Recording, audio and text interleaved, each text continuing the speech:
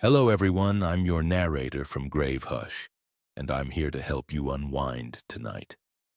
I know many of you use these stories to fall asleep. So before we begin, don't forget to like the video and subscribe to the channel. Also, where in the world are you listening from? And what time is it for you right now? Now get cozy, take a deep breath, let your body sink into the stillness.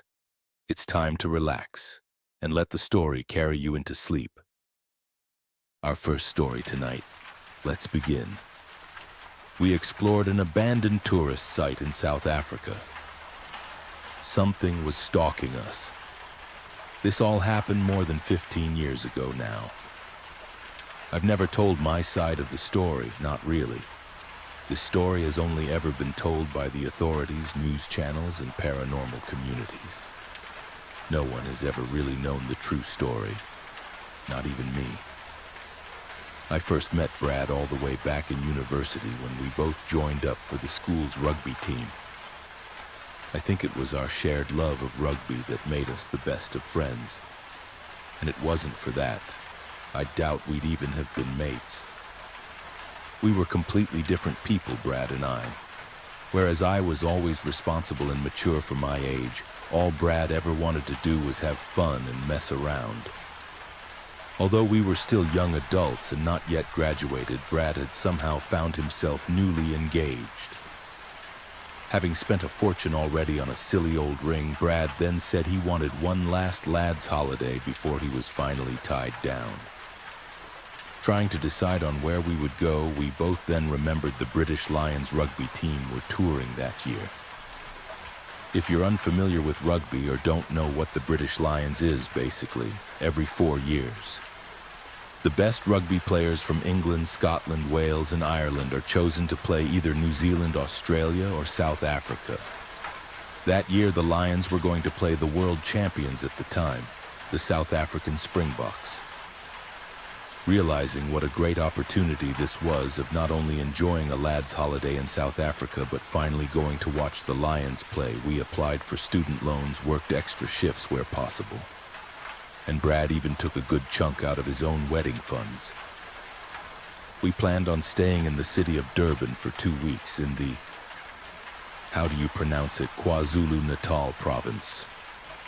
We would first hit the beach, a few nightclubs, then watch the first of the 3 rugby games before flying 12 long hours back home.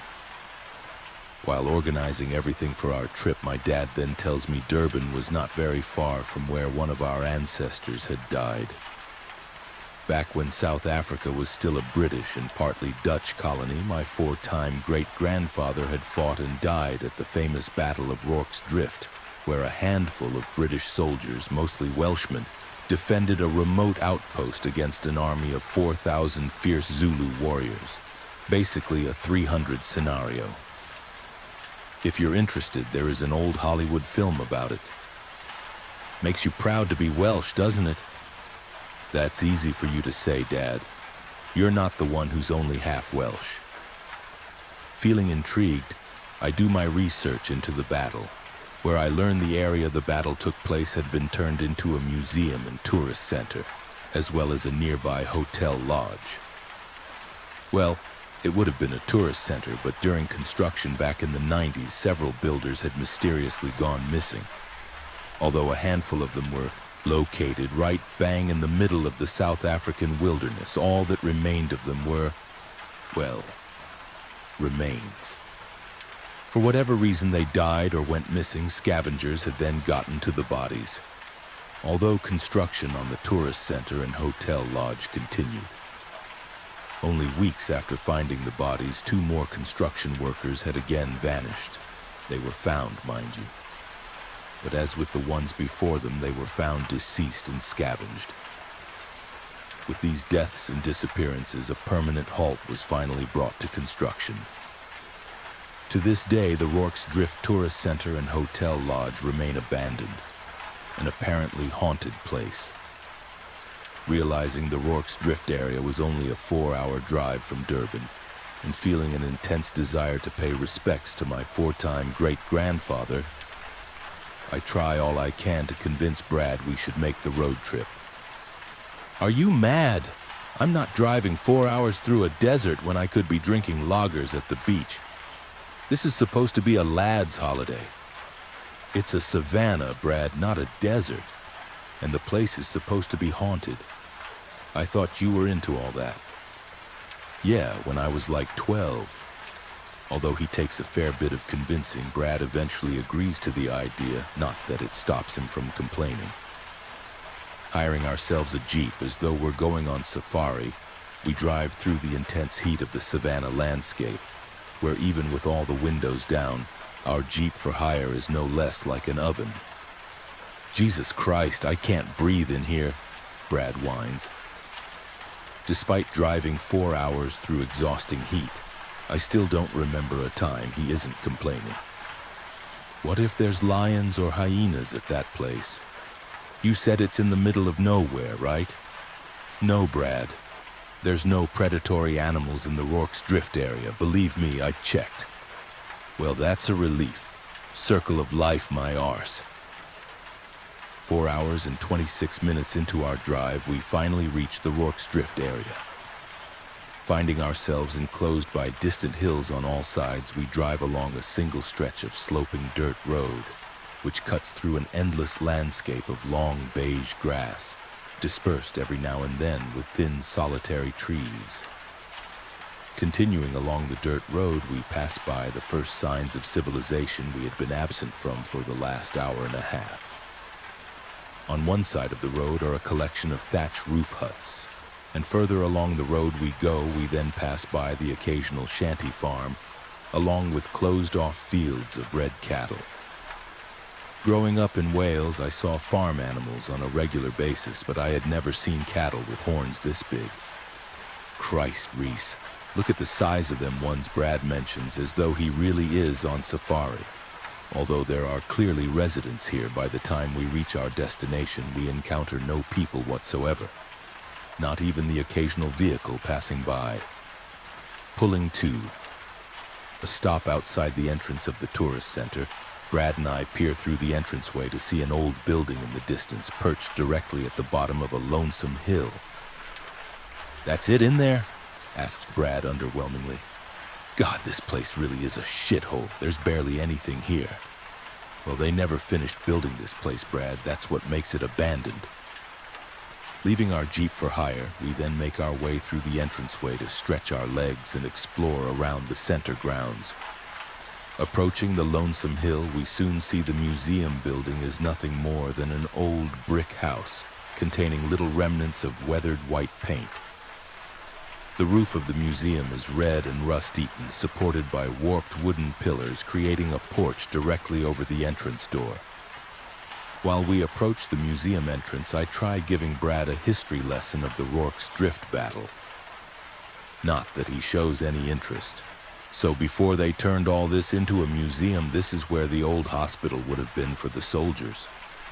Wow, that's great. Continuing to lecture Brad simply to punish him for his sarcasm, Brad then interrupts my train of thought. "Reese, what the hell are those? What the hell is what?" Peering forward to where Brad is pointing, I soon see amongst the shade of the porch are 5 dark shapes pinned on the walls. I can't see what they are exactly, but something inside me now chooses to raise alarm. Entering the porch to get a better look, we then see the dark round shapes are merely nothing more than African tribal masks. Masks displaying a far from welcoming face. Well, that's disturbing. Turning to study a particular mask on the wall, the wooden face appears to resemble some kind of predatory animal.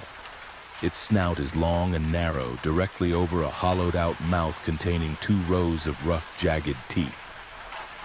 Although we don't know what animal this mask is depicting, judging from the snout and long, pointed ears, this animal is clearly supposed to be some sort of canine.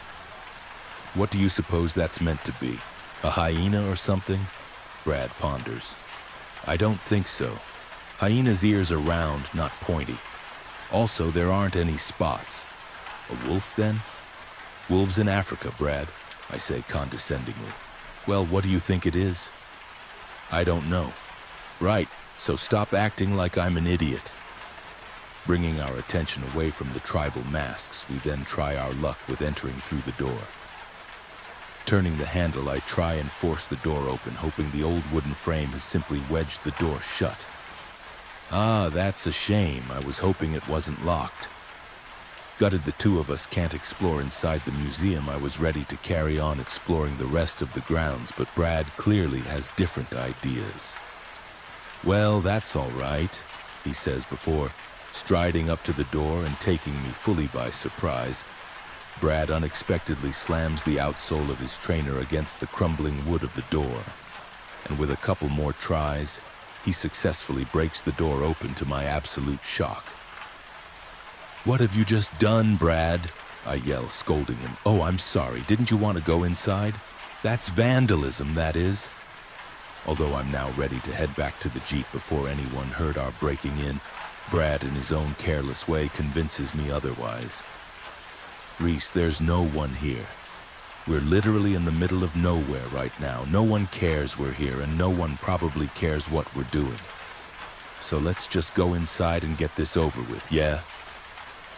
Feeling guilty about committing forced entry, I'm still too determined to explore inside the museum. And so, with a probable look of shame on my sunburnt face, I reluctantly join Brad through the doorway. "Can't believe you've just done that, Brad." "Yeah, well, I'm getting married in a month. I'm stressed." Entering inside the museum, the room we now stand in is completely pitch black. So dark is the room, even with the beaming light from the broken door. I have to run back to the Jeep and grab our flashlights. Exploring around the darkness, we then make a number of findings. Hanging from the wall on the room's right-hand side is an old replica painting of the Rorke's Drift battle. Further down, my flashlight then discovers a poster for the 1964 film Zulu, starring Michael Caine, as well as what appears to be an inauthentic cowhide war shield.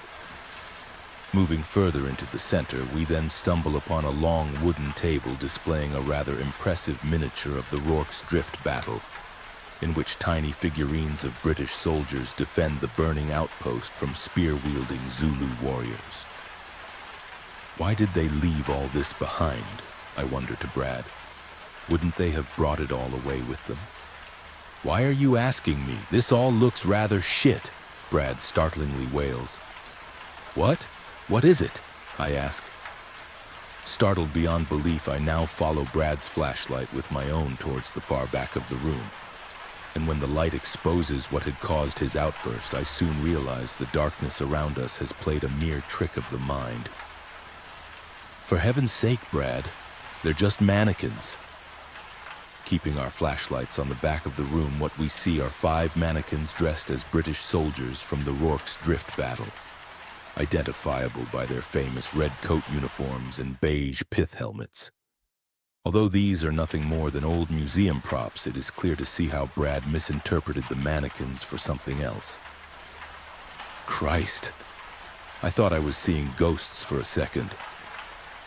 Continuing to shine our flashlights upon these mannequins, the stiff expressions on their plastic faces are indeed ghostly. So much so, Brad is more than ready to leave the museum. "Right. I think I've seen enough. Let's head out, yeah?" Exiting from the museum, we then take to exploring further around the site grounds. Although the grounds mostly consist of long, overgrown grass, we next explore the empty stone brick insides of the old Rorke's Drift chapel, before making our way down the hill to what I want to see most of all. Marching through the long grass, we next come upon a waist-high stone wall. Once we climb over to the other side, what we find is a weathered white pillar, a memorial to the British soldiers who died at Rorke's Drift. Approaching the pillar, I then enthusiastically scan down the list of names until I find one name in particular. Foster, C. James, C. Jones, T. There he is, Williams, J. What, that's your great-granddad, is it? Yeah, that's him. Private John Williams. Fought and died at Rorke's Drift, defending the glory of the British Empire. You don't think his ghost is here, do you? remarks Brad, either serious or mockingly. For your sake, I hope not. The men in my family were never fond of Englishmen. That's because they're more fond of sheep. Brad, that's no way to talk about your sister. After paying respects to my 4-time great-grandfather, Brad and I then make our way back to the Jeep. Driving back down the way we came, we turn down a thin slither of dirt back road, where 10 or so minutes later we are directly outside the grounds of the Rorke's Drift Hotel Lodge. Again, leaving the Jeep, we enter the cracked pavement of the grounds, having mostly given way to vegetation, which leads us to the 3 round and large buildings of the lodge. The 3 circular buildings are painted a rather warm orange, as so to give the impression the walls are made from dirt, where on top of them the thatched decor of the roofs have already fallen apart, matching the boarded-up windows of the terraces. So this is where the builders went missing? Afraid so, I reply, all the while admiring the architecture of the buildings. It's a shame they abandoned this place. It would have been spectacular. So what happened to them again? No one really knows. They were working on site one day and some of them just vanished. I remember something about there being... Reese! Grabbing me by the arm, I turn to see Brad staring dead ahead at the larger of the 3 buildings. What is it? I whisper. There, in the shade of that building, there's something there. Peering back over, I can now see the dark outline of something rummaging through the shade. Although I at first feel a cause for alarm, I then determine whatever is hiding is no larger than an average-sized dog. It's probably just a stray dog, Brad. They're always hiding in places like this. No, it was walking on 2 legs. I swear. Continuing to stare over at the shade of the building, we wait patiently for whatever this was to make its appearance known. And by the time it does, me and Brad realize what had given us caution is not a stray dog or any other wild animal, but something we could communicate with. Brad, you donk. It's just a child. Well, what's he doing hiding in there?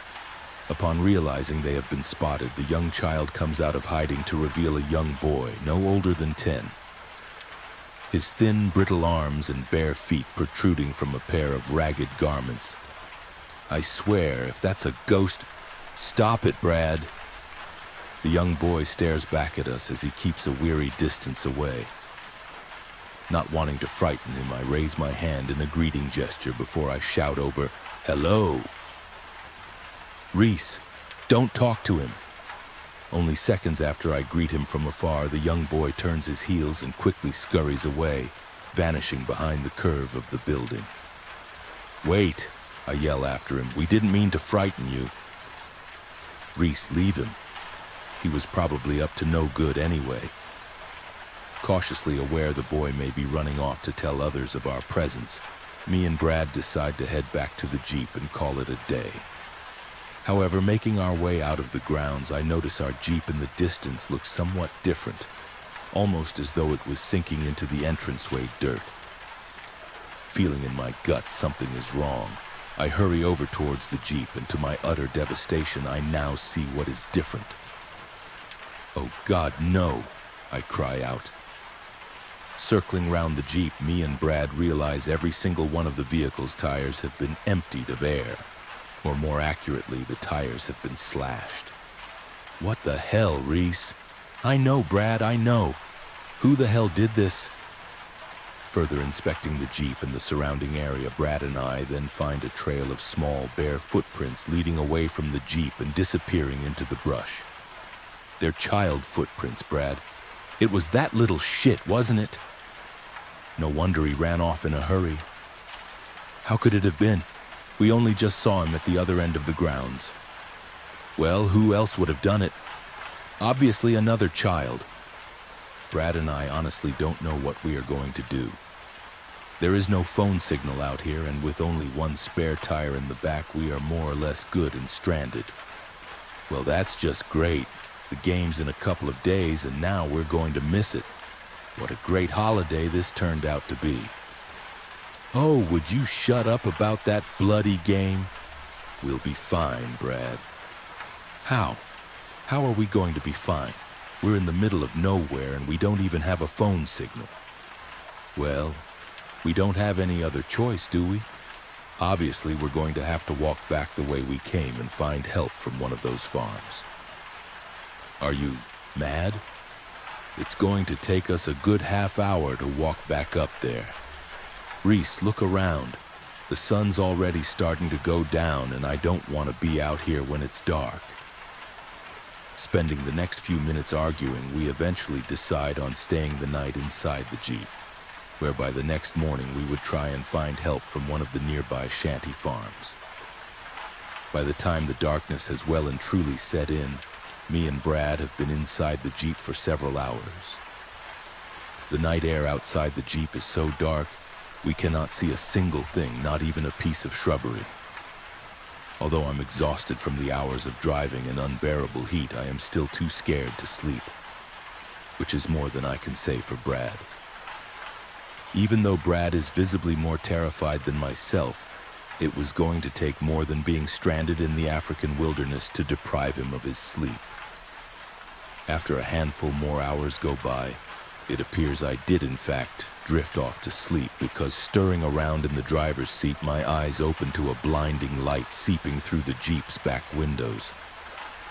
Turning around, I realize the lights are coming from another vehicle parked directly behind us. And amongst the silent night air outside, all I can hear is the humming of this other vehicle's engine. Not knowing whether help has graciously arrived, or if something far worse is in stall, I quickly try and shake Brad awake beside me. Brad, wake up! Wake up! Huh, what? Brad, there's a vehicle behind us. Oh, thank God. Without even thinking about it first, Brad tries exiting the Jeep. But after I pull him back in, I then tell him we don't know who they are or what they want. I think they want to help us, Reese. Oh, don't be an idiot. Do you have any idea what the crime rate is like in this country? Trying my best to convince Brad to stay inside the Jeep, our conversation is suddenly broken by loud and almost deafening beeps from the mysterious vehicle. God, what the hell do they want? Brad wails next to me, covering his ears. I think they want us to get out. The longer the two of us remain undecided, the louder and longer the beeps continue to be. The aggressive beeping is so bad by this point, Brad and I ultimately decide we have no choice but to exit the Jeep and confront whoever this is. All right, we're getting out. Opening our doors to the dark night outside, we move around to the back of the Jeep where the other vehicle's headlights blind our sight. Still making our way round, we then hear a door open from the other vehicle, followed by heavy and cautious footsteps. Blocking the bright headlights from my eyes, I try and get a look at whoever is strolling towards us. Although the night around is too dark and the headlights still too bright, I can see the tall silhouette of a single man in what appears to be worn farmer's clothing and hiding his face underneath a tattered baseball cap. Once me and Brad see the man striding towards us, we both halt firmly by our Jeep. Taking a few more steps forward, the stranger also stops a meter or two in front of us. And after a few moments of silence, taken up by the stranger's humming engine moving through the headlights, the man in front of us finally speaks. "You know you boys are trespassing," the voice says, gurgling the deep words of English. Not knowing how to respond, me and Brad pause on one another before I then work up the courage to reply, We didn't know we were trespassing. The man now doesn't respond, appearing to just stare at us both with unseen eyes. "I see you boys are having some car trouble," he then says, breaking the silence. Ready to confirm this to the man, Brad already beats me to it. "Yeah, no shit, mate. Some little turd came along and slashed our tires." Not wanting Brad's temper to get us in any more trouble, I give him a stern look as so to say, "Let me do the talking." "Little bastards round here, all of them," the man remarks. Staring across from one another between the dirt of the two vehicles, the stranger once again breaks the awkward momentary silence. Why don't you boys climb in? You'll die in the night out here. I'll take you to the next town. Brad and I again share a glance to each other, not knowing if we should accept this stranger's offer of help or take our chances the next morning.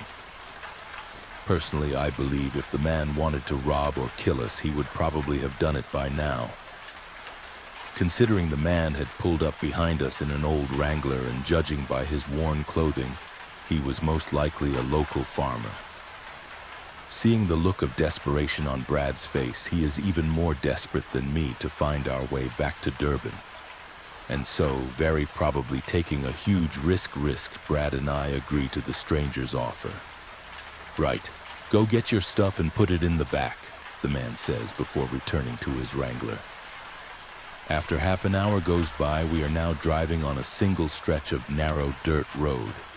I'm sat in the front passengers next to the man, while Brad has to make do with sitting alone in the back.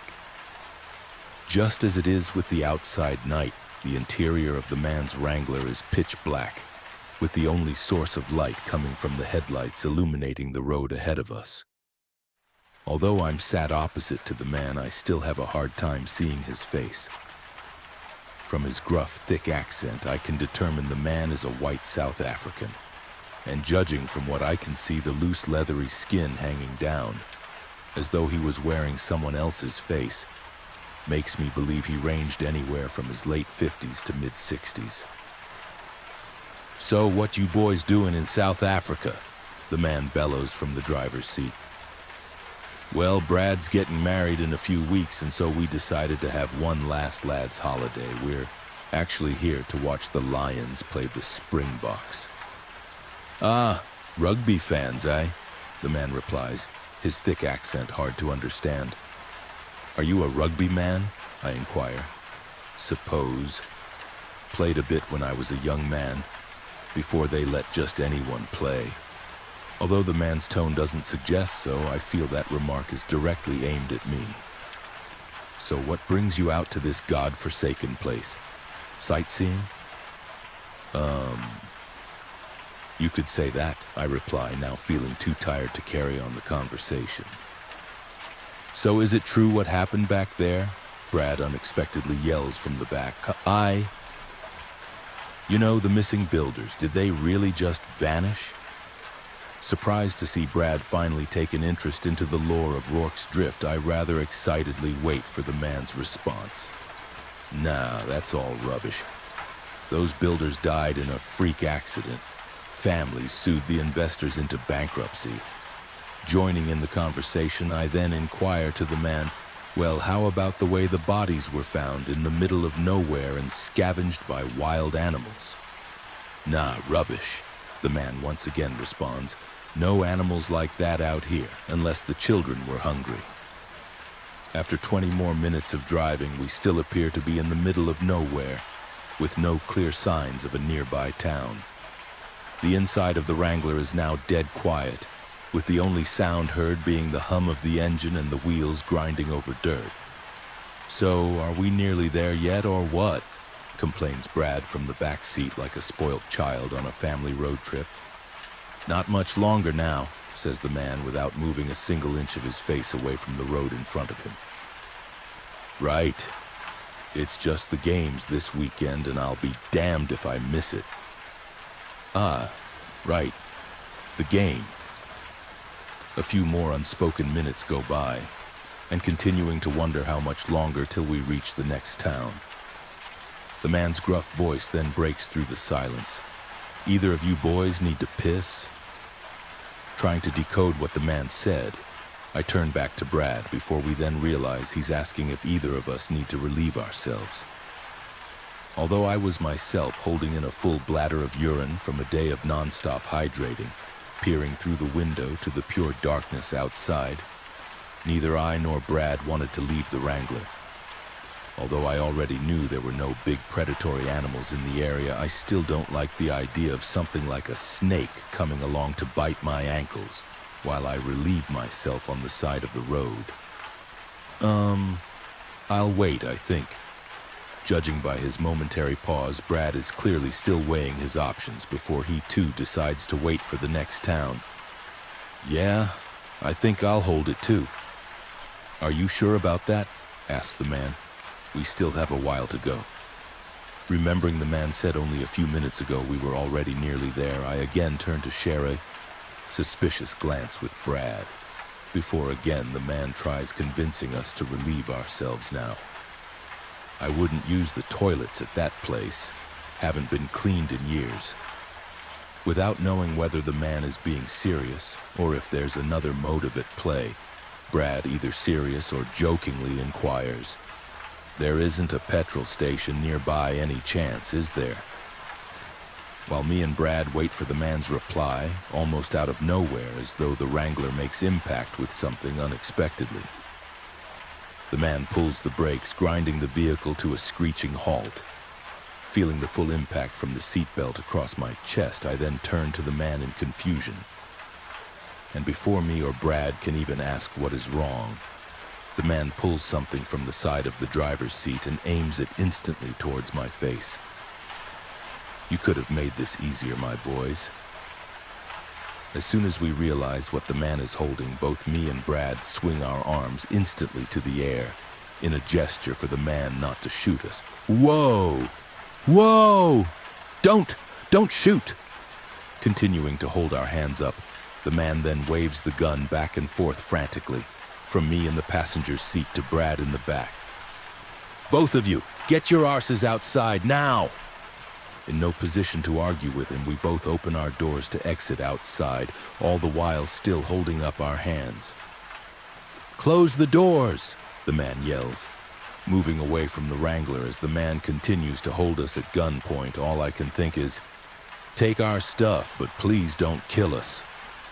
Once we're a couple of meters away from the vehicle, the man pulls his gun back inside, and before winding up the window, he then says to us whether it was genuine sympathy or not, "I'm sorry to do this to you boys.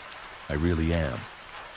With his window now wound up, the man then continues away in his Wrangler, leaving us both by the side of the dirt road. "Why are you doing this?" I yell after him. "Why are you leaving us? Hey, you can't just leave. We'll die out here." As we continue to bark after the Wrangler, becoming ever more distant, the last thing we see before we are ultimately left in darkness is the fading red eyes of the Wrangler's tail lights, having now vanished.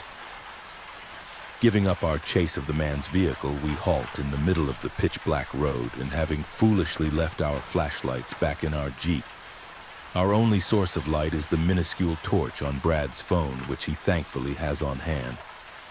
"Oh, great! Fantastic!" Brad's face yells over the phone flashlight. "What are we going to do now?" Part 3. Left stranded in the middle of nowhere, Brad and I have no choice but to follow along the dirt road in the hopes of reaching any kind of human civilization. Although we are both terrified beyond belief, I try my best to stay calm and not lose my head. But Brad's way of dealing with his terror is to both complain and blame me for the situation we're in. "We really had to visit your great-granddad's grave, didn't we? Drop it, Brad, will you? I told you coming here was a bad idea, and now look where we are. I don't even bloody know where we are." "Well, how the hell did I know this would happen?" I say defensively. "Really? And you're the one who's always calling me an idiot?"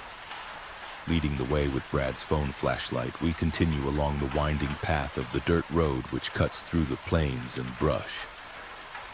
Whenever me and Brad aren't arguing with each other to hide our fear, we're accompanied only by the silent night air and chirping of nocturnal insects. Minutes later, into our trailing of the road, Brad then breaks the tense silence between us to ask me, "Why the hell did it mean so much for you to come here? Just to see your great-granddad's grave. How was that a risk worth taking?" Too tired and most of all too afraid to argue with Brad any longer, I simply tell him the truth as to why coming to Rorke's Drift was so important to me. "Brad, what do you see when you look at me?" I ask him, shining the phone flashlight towards my body. Brad takes a good look at me before he then says in typical Brad fashion, "I see an angry black man in a red Welsh rugby shirt." "Exactly. I say. That's all anyone sees. Growing up in Wales, all I ever heard was, "You're not a proper Welshman 'cause your mum's a Nigerian." It didn't even matter how good of a rugby player I was. As I continue on with my tangent, I notice Brad's angry, fearful face turns to what I can only describe as guilt, as though the many racist jokes he's said over the years has finally stopped being funny. But when I learned my great-great-great-great-granddad died fighting for the British Empire, oh, I don't know. It made me finally feel proud or something. Once I finish blindsiding Brad with my motives for coming here, we both remain in silence as we continue to follow the dirt road. Although Brad has never been the sympathetic type, I knew his silence was his way of showing it, before he finally responds, "Yeah, I kind of get that. I mean, Brad, hold on a minute," I interrupt before he can finish. Although the quiet night had accompanied us for the last half hour, I suddenly hear a brief but audible rustling far out into the brush. "Do you hear that?" I ask. Staying quiet for several seconds, we both try and listen out for an accompanying sound. "Yeah, I can hear it," Brad whispers. "What is that?" "I don't know. Whatever it is, it sounds close by." We again hear the sound of rustling coming from beyond the brush, but now the sound appears to be moving, almost like it's flanking us. "Reese, it's moving." "I know, Brad." "What if it's a predator?" "There aren't any predators here. It's probably just a gazelle or something." Continuing to follow the rustling with our ears, I realize whatever is making it has more or less lost interest in us. "All right, I think it's gone now. Come on, we better get moving." We return to following the road, not wanting to waste any more time with unknown sounds. But only 5 or so minutes later, feeling like we are the only animals in a savanna of darkness, the rustling sound we left behind returns. "That bloody sound's back," Brad says, wearisome. "Are you sure it's not following us?" "It's probably just a curious animal, Brad." "Yeah, that's what concerns me." Again, we listen out for the sound, and like before, the rustling appears to be moving around us. But the longer we listen, out of some fearful primal instinct, the sooner do we realize the sound following us through the brush is no longer alone. "Reese, I think there's more than one of them." "Just keep moving, Brad. They'll lose interest eventually." "God, where's Mufasa when you need him?" We now make our way down the dirt road at a faster pace, hoping to soon be far away from whatever is following us. But just as we think we've left the sounds behind, do they once again return, but this time in more plentiful numbers. Bloody hell, there's more of them. Not only are there more of them, but the sounds of rustling are now heard from both sides of the dirt road. "Brad, keep moving!" The sounds are indeed now following us, and while they follow, we begin to hear even more sounds, different sounds. The sounds of whining, whimpering, chirping, and even cackling. For God's sake, Reese, what are they? Just keep moving. They're probably more afraid of us. Yeah, I doubt that. The sounds continue to follow and even flank ahead of us, all the while growing ever louder. The sounds of whining, whimpering, chirping, and cackling becoming still louder and audibly more excited. It is now clear these animals are predatory, and regardless of whatever they want from us, Brad and I know we can't stay to find out. "Screw this, Brad, run, just leg it." Grabbing a handful of Brad's shirt, we hurl ourselves forward as fast as we can down the road, all while the whines, chirps, and cackles follow on our tails. I'm so tired and thirsty that my legs have to carry me on pure adrenaline. Although Brad now has the phone flashlight, I'm the one running ahead of him, hoping the dirt road is still beneath my feet. "Reese, wait!" I hear Brad shouting a good few meters behind me, and I slow down ever so slightly to give him the chance to catch up. "Reese, stop!" Even with Brad now gaining up with me, he continues to yell from behind. But not because he wants me to wait for him, but because for some reason he wants me to stop. Stop, Reese! Finally feeling my lungs give out, I pull the brakes on my legs, frightened into a mind of their own. The faint glow of Brad's flashlight slowly gains up with me, and while I try desperately to get my dry breath back, Brad shines the flashlight on the ground before me. What? What, Brad? Waiting breathless for Brad's response, he continues to swing the light around the dirt beneath our feet. The road! Where's the road? What? I cough up. Following the moving flashlight, I soon realize what the light reveals isn't the familiar dirt of tires' tracks, but twigs, branches, and brush. Where's the road, Brad? Why are you asking me? Taking the phone from Brad's hand, I search desperately for our only route back to civilization, only to see we're surrounded on all sides by nothing but untamed shrubbery. We need to head back the way we came. Are you mad? Brad yells. Those things are back there. We don't have a choice, Brad. Ready to drag Brad away with me to find the dirt road, the silence around us slowly fades away as the sound of rustling, whining, whimpering, chirping, and cackling returns to our ears. Oh, shit.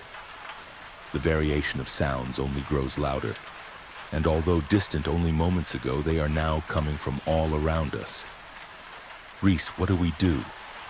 I don't know what to do. The animal sounds are too loud and ecstatic that I can't keep my train of thought. And while Brad and I move closer to one another, the sounds continue to circle around us. Until lighting the barren wilderness around, the sounds are now accompanied by what must be dozens of small, bright lights. Matched into pairs, the lights flicker and move closer, making us understand they are in fact dozens of blinking eyes. Eyes belonging to a large pack of predatory animals. Reese, what do we do? Brad asks me again. Just stand your ground, I say, having no idea what to do in this situation. If we run, they'll just chase after us. Okay. I could feel Brad's body trembling next to me. Still surrounded by the blinking lights, the eyes growing in size only tell us they are moving closer. And although the continued whines, chirps, and cackles have now died down, they only give way to deep, gurgling growls and snarls, as though these creatures have suddenly turned into something else. Feeling as though they're going to charge at any moment, I scan around at the blinking, snarling lights when suddenly I see an opening. Although the chances of survival are minimal, I know when they finally go in for the kill, I have to run as fast as I can through that opening, no matter what will come after. As the eyes continue to stalk ever closer, I now feel Brad grabbing onto me for the sheer life of him. Needing a clear and steady run through whatever remains of the gap, I pull and shove Brad until I was free of him, and then the snarls grew even more, aggressive, almost now a roar, as the eyes finally charge full throttle at us. Run! I scream, either to Brad or just myself. Before the eyes and whatever else can reach us, I drop the flashlight and race through the closing gap. I can just hear Brad yelling my name amongst the snarls, and while I race forward, the many eyes only move away in the direction of Brad behind me. Reese!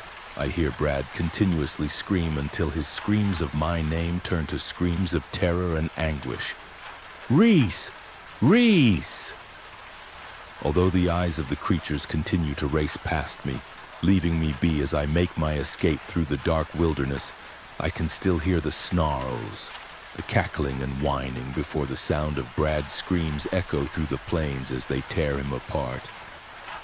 I know I am leaving my best friend to die, to be ripped apart and devoured. But if I don't continue running for my life, I know I'm going to soon join him. I keep running through the darkness for as long and far as my body can take me, endlessly tripping over shrubbery only to raise myself up and continue the escape, until I'm far enough that the snarls and screams of my best friend can no longer be heard. I don't know if the predators will come for me next, whether they will pick up and follow my scent or if Brad's body is enough to satisfy them. If the predators don't kill me. In this dry, scorching wilderness, I am sure the dehydration will. I keep on running through the earliest hours of the next morning, and when I finally collapse from exhaustion, I find myself lying helpless on the side of some hill. If this is how I die, being burnt alive by the scorching sun, I am going to die a merciful death. Considering how I left my best friend to be eaten alive, it's a better death than I deserve. Feeling the skin of my own face, arms, and legs burn and crackle, I feel surprisingly cold, and before the darkness has once again formed around me, the last thing I see is the swollen ball of fire in the middle of a cloudless, breezeless sky, accompanied only by the sound of a faint, distant hum. When I wake from the darkness, I'm surprised to find myself laying in a hospital bed. Blinking my blurry eyes through the bright room, I see a doctor and a policeman standing over me. After asking how I'm feeling, the policeman, hard to understand due to my condition and his strong Afrikaans accent, tells me I am very lucky to still be alive. Apparently, a passing plane had spotted my bright red rugby shirt upon the hill, and that's how I was rescued. Inquiring as to how I found myself in the middle of nowhere, I tell the policeman everything that happened. Our exploration of the tourist center, our tires being slashed, the man who gave us a lift only to leave us on the side of the road, and the unidentified predators that attacked us. Once the authorities knew of the story, they went looking around Rourke's drift area for Brad's body, as well as the man who left us for dead. Although they never found Brad's remains, they did identify shards of his bone fragments, scattered and half buried within the grass plains. As for the unknown man, authorities were never able to find him. When they asked whatever residents who lived in the area, they all apparently said the same thing. There are no white men said to live in or around Rourke's Drift. Based on my descriptions of the animals that attacked as well, Brad's bone fragments, zoologists said the predators must either have been spotted hyenas or African wild dogs. They could never determine which one. The whines and cackles, I described them with perfectly matched spotted hyenas, as well as the fact that only Brad's bone fragments were found. Hyenas are supposed to be the only predators in Africa, except crocodiles that can break up bones and devour a whole corpse. But the chirps and yelping whimpers I also described the animals with, along with the teeth marks left on the bones, matched only with African wild dogs. But there's something else. The builders who went missing all the way back when the tourist center was originally built, the remains that were found. They also appeared to be scavenged by spotted hyenas or African wild dogs. What I'm about to say next is the whole mysterious part of it. Apparently, there are no populations of spotted hyenas or African wild dogs said to live around the Rourke's Drift area. So how could these species responsible for Brad's and the builders' deaths have roamed around the area undetected for the past 20 years? Once the story of Brad's death became public news, many theories would be acquired over the next 15 years. More skeptical true crime fanatics say the local Rourke's Drift residents are responsible for the deaths. According to them, the locals abducted the builders and left their bodies to the scavengers. When me and Brad showed up on their land, they simply tried to do the same thing to us. As for the animals we encountered, they said I merely hallucinated them due to dehydration. Although they were wrong about that, they did have a very interesting motive for these residents. Apparently, the residents' motive for abducting the builders, and us, 2 British tourists, was because they didn't want tourism taking over their area and way of life, and so they did whatever means necessary to stop the opening of the tourist center. As for the more out there theories, paranormal communities online have created 2 different stories. One story is the animals that attacked us were really the spirits of dead Zulu warriors who died in the Rourke's Drift battle.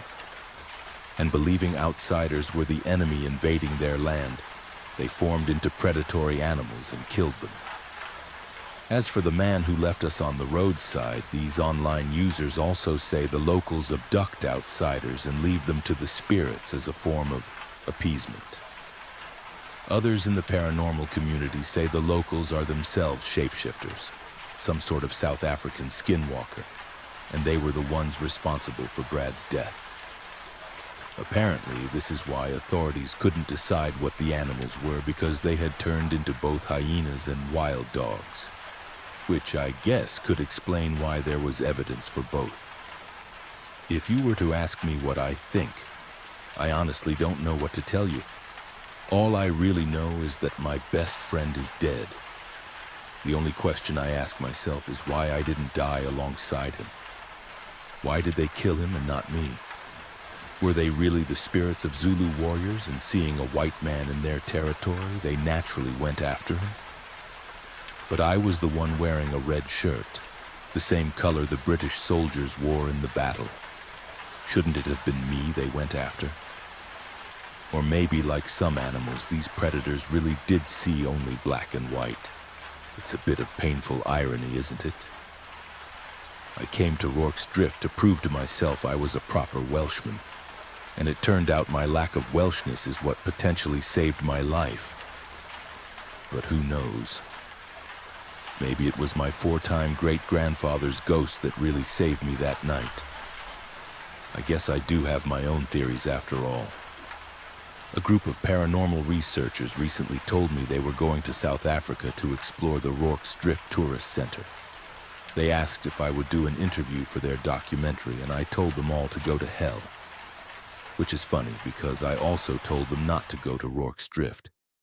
Although I said I would never again return to that evil, godless place, that wasn't really true. I always go back there. I always hear Brad's screams. I hear the whines and cackles of the creatures as they tear my best friend apart. That place really is haunted, you know, because it haunts me every night. Story 1 ends here. Now, let's begin story 2. My friend vanished the summer before we started high school. I still don't know what happened to him. I grew up in a small port town in the northeast of England, squashed nicely beside an adjoining river of the Humber estuary. This town, like most, is of no particular interest. The town is dull and weathered, with the only interesting qualities being the town's rather large and irregularly shaped water tours, which the townfolk nicknamed the salt and pepper pots. If you find a picture of these water towers, you'll see how they acquired the names. My early childhood here was basic. I went to primary school and acquired a large group of friends who only had one thing in common. We were all obsessed with football. If we weren't playing football at break time, we were playing after school at the park or on the weekend for our local team. My friends and I were all in the same class, and by the time we were in our final primary school year, we had all acquired nicknames. My nickname was Airbag, simply because my last name is Air, just as George Sutton was Sutty and Louis Jeffers was Jaffers. I should count my blessings, though, because playing football in the park, some of the older kids started calling me Eerie Bollocks. Thank God that name never stuck. Now that I think of it, some of us didn't even have nicknames. Dre was just Dre, and Brandon was Brandon. Out of this group of preteen boys, my best friend was Kai. He didn't have a nickname either. Kai was a gelled-up, spiky-haired kid with a very feminine laugh, who was so good at ping pong, no one could ever return his serves, not even the teachers. Kai was also extremely irritating, always finding some new way to piss me off. But it was always funny whenever he pissed off one of the girls in school rather than me.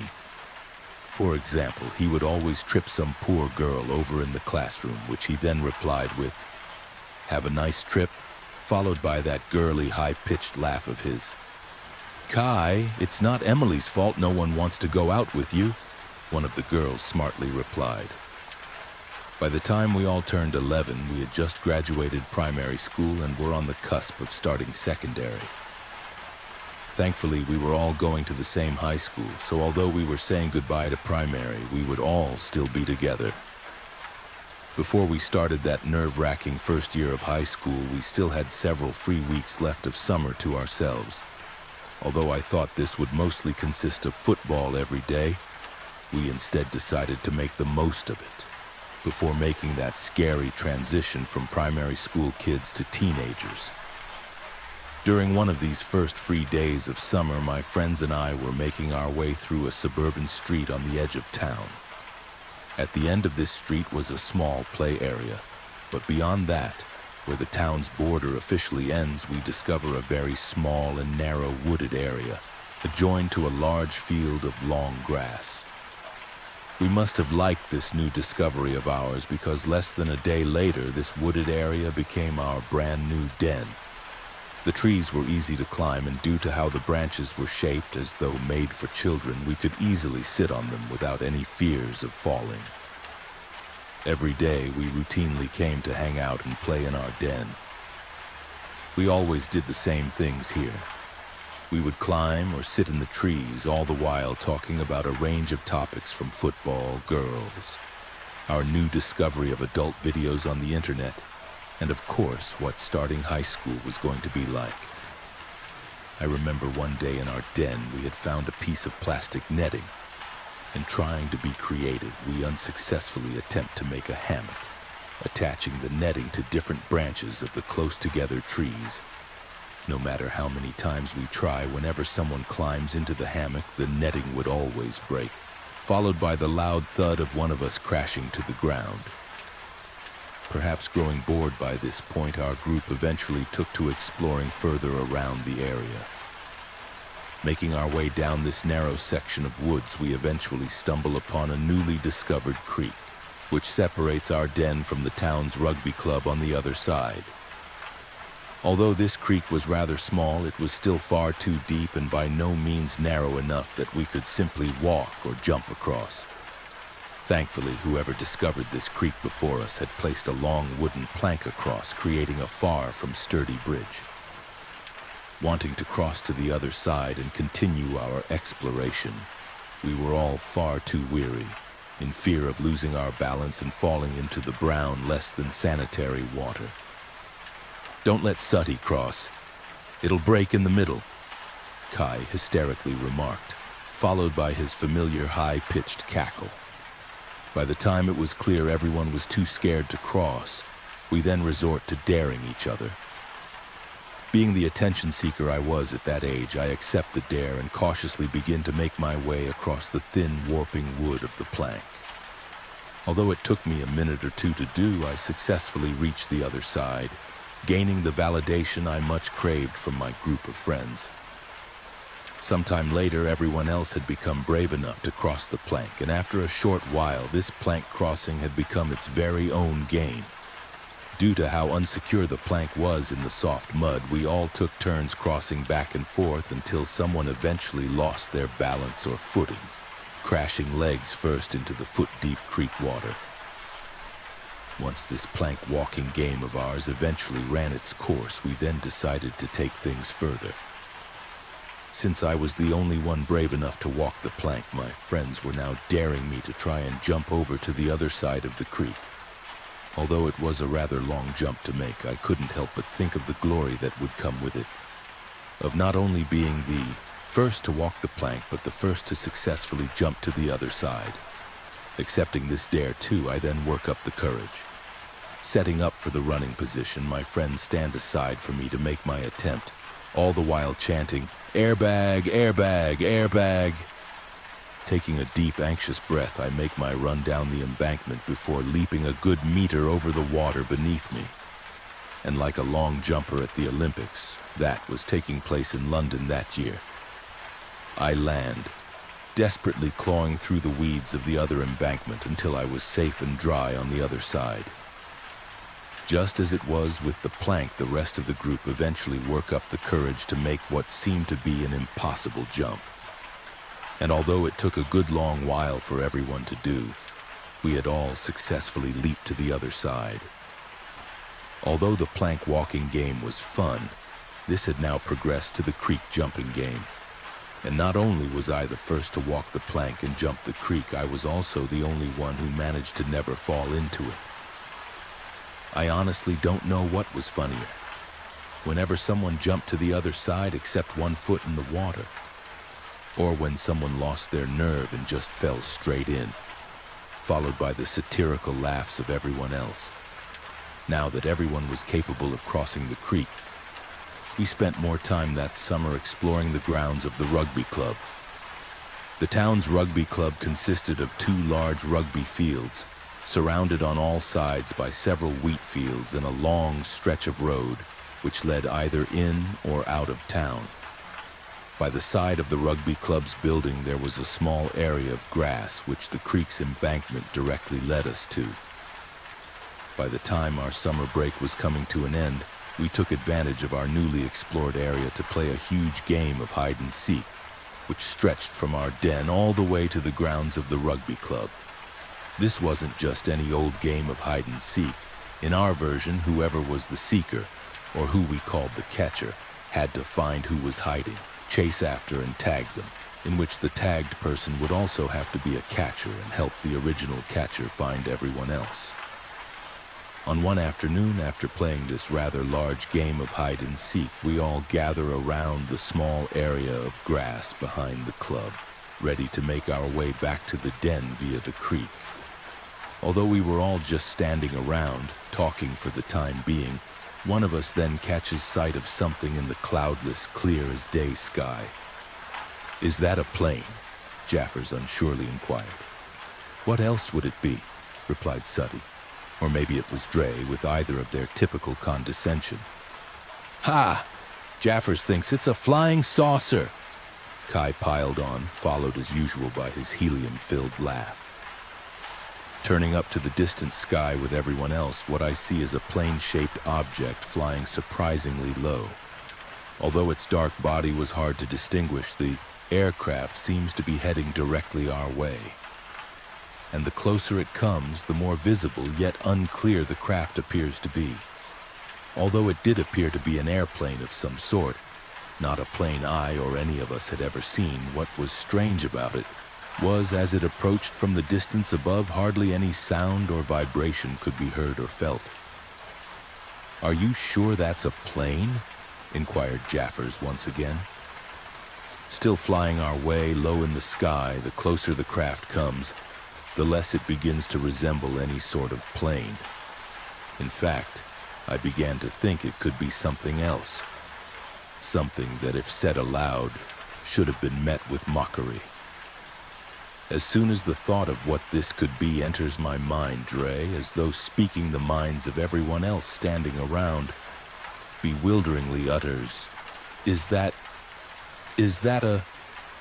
Before Dre can finish his sentence, the craft, confusing us all, not only in its appearance but lack of sound as it comes closer into view, is now directly over our heads. And as I look above me to the underbelly of the craft, I have only one instant thought.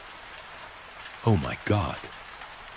Once my mind processes what soars above me, I am suddenly overwhelmed by a paralyzing anxiety. But the anxiety I feel isn't one of terror, but some kind of awe. Perhaps the awe disguised the terror I should have been feeling, because once I realize what I'm seeing is not a plane, my next thought, impressed by the many movies I've seen, is, am I going to be taken? As soon as I think this to myself, too frozen in astonishment to run for cover, I then hear someone in the group yell out, "Shit!" Breaking from my supposed trance, I turn down from what's above me to see every single one of my friends running for their lives in the direction of the creek. Once I then see them all running, like rodents scurrying away from a bird of prey, I turn back round and up to the craft above. But what I see isn't some kind of alien craft. What I see are 2 wings, a pointed head, and the coated green camouflage of a Royal Air Force military jet, before it turns direction slightly and continues to soar away, eventually out of our sights. Upon realizing what had spooked us was nothing more than a military aircraft, We all make our way back to one another, each of us laughing out of anxious relief. God, I really thought we were done for. I know, I think I just shat myself. Continuing to discuss the close encounter that never was, laughing about how we all thought we were going to be abducted, Dre then breaks the conversation with the sound of alarm in his voice. Hold on a minute. Where's Kai? Peering round to one another in the field of grass around us, we soon realize Kai is nowhere to be seen. Kai! Kai, you can come out now! After another minute of calling Kai's name, there was still no reply or sight of him. Maybe he ran back to the den, Jaffers suggested. I saw him running in front of me. He probably didn't realize it was just an army jet, Suddy pondered further. Although I was alarmed by his absence, knowing what a scaredy cat Kai could be, I assumed Suddy and Jaffers were right, and Kai had ran all the way back to the safety of the den. Crossing back over the creek, we searched around the den and wooded area, but again calling out for him, Kai still hadn't made his presence known. Kai, where are you, you bitch? It was just an army jet. It was obvious by now that Kai wasn't here, but before we could all start to panic, someone in the group then suggests, well, he must have ran all the way home. Yeah, that sounds like Kai. Although we safely assumed Kai must have ran home, we decided to stop by his house just to make sure, where we would then laugh at him for being scared off by what wasn't an alien spaceship. Arriving at the door of Kai's semi-detached house, we knock before the door opens to his mum. Hi, is Kai after coming home by any chance? Peering down to us all in confusion, Kai's mum unfortunately replies, no. He hasn't been here since you lot called for him this morning. After telling Kai's mum the story of how we were all spooked by a military jet that we mistook for a UFO, we then said we couldn't find Kai anywhere and thought maybe he had gone home. We tried calling him, but his phone must be turned off. Now visibly worried, Kai's mum tries calling his mobile, but just as when we tried, the other end is completely dead. Becoming worried ourselves, we tell Kai's mum we'd all go back to the den to try and track him down. Okay, lads, when you see him, tell him he's in big trouble and to get his arse home right now. By the time the sky had set to dusk that day, we had searched all around the den and the grounds of the rugby club, but Kai was still nowhere to be seen. After tiresomely making our way back to tell his mum the bad news, there was nothing left any of us could do. The evening was slowly becoming dark, and Kai's mum had angrily shut the door on our faces, presumably to call the police. It pains me to say this, but Kai never returned home that night. Neither did he the days or nights after. We all had to give statements to the police as to what happened leading up to Kai's disappearance. After months of investigation and without a single shred of evidence as to what happened to him, the police's final verdict was that Kai, upon being frightened by a military craft that he mistook for something else, attempted to run home, where an unknown individual or party had then taken him. That appears to still be the final verdict to this day. 3 weeks after Kai's disappearance, me and my friends started our very first day of high school, in which we all had to walk by Kai's house, knowing he wasn't there. Me and Kai were supposed to be in the same classes that year. But walking through the doorway of my first class, I couldn't help but feel utterly alone. I didn't know any of the other kids. They had all gone to different primary schools than me. I still saw my friends at lunch, and we did talk about Kai to start with, wondering what the hell happened to him that day. Although we did accept the police's verdict, sitting in the school cafeteria one afternoon, I once again brought up the conversation of the UFO. We all saw it, didn't we? I tried to argue. I saw you all run. Kai couldn't have just vanished like that. Kai's gone, airbag, said Suddy, the most skeptical of us all. For God's sake, it was just an army jet. The summer before we all started high school together. It wasn't just the last time I ever saw Kai. It was also the end of my childhood happiness. Once high school started, so did the depression. So did the feelings of loneliness. But during those following teenage years, what was even harder than being outcasted by my friends and feeling entirely alone was leaving the school gates at 3:30 and having to walk past Kai's house, knowing he still wasn't there, and that his parents never gained any kind of closure. I honestly don't know what happened to Kai that day, what we really saw, or what really happened. I just hope Kai is still alive no matter where he is. And I hope one day, whether it be tomorrow or years to come, I hope I get to hear that stupid laugh of his once again. Story 2 ends here now. We drift into Story 3. The medical building I work at is very haunted. I work as a behavior therapist in a large multi-level building.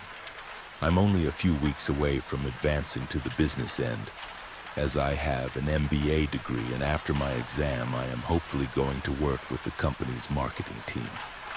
But they only hire from within, so I had to first start as a tech, RBT, and now therapist. I say this because unless I had to work in the actual space with the kiddos, I never would have experienced the following unexplainable paranormal incidents. Our center is located deep inside the north wing of the bottom floor. You have to go through double doors, down a narrow hallway, and through another heavy door to even reach our space. Most people don't even realize there's a therapy center down there. We specialize in working with autistic children ages 2 to 17. The building itself contains other businesses. There's a cardiovascular clinic upstairs, SAT prep classrooms scattered throughout on the floor above level 2, and driving schools or miscellaneous training centers on other floors. Security guards the front lobby, and it's a maze just getting from one wing to the next. In our center alone, there are over a dozen rooms. Therapy rooms, restrooms, a sensory room, offices, cubicles, and a kitchen, each section meant to accommodate the varying needs of our clients. It should feel safe, but it doesn't. Let me start with something small, though small doesn't quite cut it. I was working with one of our kiddos, a little boy who always tries to lock the bathroom door, a habit we closely monitor because elopement is a constant concern. Sometimes he locks the door and would giggle like he's playing a prank on me, but even this type of behavior was so not like him. Even before we learned about this bizarre tendency of his, we'd usually just shut the door and he would knock whenever he was done. He never had issues with locking it, which is something that I still believe wasn't plausible. This kiddo does not play pranks, and he is barely verbal. Before we were instructed to wedge the door open with our foot, I would often experience something I cannot explain. One day, he used his PEC's board, requesting to use the restroom. I walked him to one of the bathrooms and physically saw him walking to the toilet. But the door shut faster than it should. It's supposed to slowly shut. Yet it slammed shut in an almost impossible manner. I quickly opened it thinking he pulled the handle. But when I opened it, I physically saw him standing at the toilet. So I shut the door again. And as usual, he knocked, suggesting he was done. When I opened the door, he was still peeing. I was so confused, and I quickly shut the door again to give him his privacy. A couple seconds later, I heard and felt 3 very hard knocks, like a full-grown adult knocking with larger knuckles from the other side.